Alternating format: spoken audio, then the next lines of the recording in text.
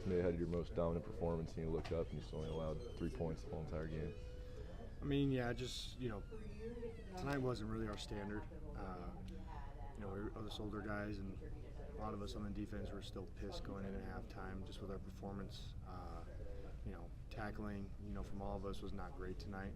And, that just comes down to technique on what we focus on during the week, just being able to execute. So execution tonight wasn't really there, but, to still have only 3 points is good, but, it's not great.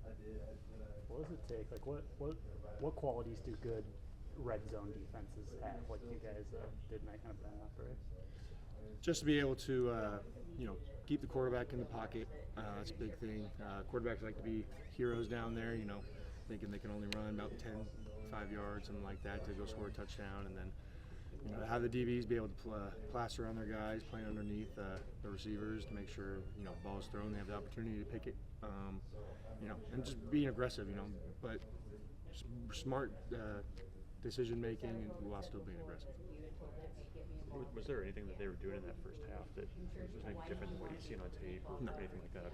No.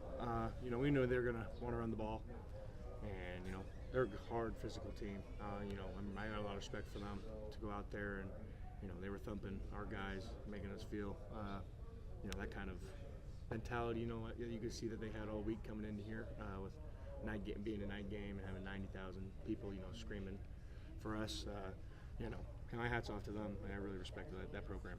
How do you think a team that was made as physical as them can help prepare you guys as you head into Illinois next week? Yeah, it's a Big Ten, right? So it's a really dominant physical game up front in the trenches. So those boys really helped us, get our minds, back to, how last week was more of a passing kind of mindset. That Big Ten's going to be one in the trenches. So we're excited to get started them all for next week. Kind of a random one. Brody got in the game today. I mean, what was that kind of like for you guys to see him after everything he's been through? Yeah, that's awesome to finally see him. He's persevered through so much. Watching him go through rehab and just waiting his time, waiting for his call, I guess, and got to see him a lot during this week in practice. Made sure he was ready to go for the game, and it was awesome to be able to watch him go out there and then finally, get his feet wet and be a part of this defense. The chest bump celebration turned into a handshake this week, but didn't want to hurt Coach. Yeah, I was a lot more considerate. Figured I'd not try to hurt him this time. I didn't even know I knocked him over. I was just excited, but we just thought it'd be funny to do a little handshake. Ty, you've been a leader here for a while now, and how does it feel going into conference play and being 3-0 and kind of where you guys are at this year compared to where you guys have been in the past? It's always been there, right? A lot of guys in the past years say, it's there. We just got to be able to put all the pieces together, and now I think with it being our second year under Coach Rule, we're finally putting those pieces together, and it's showing.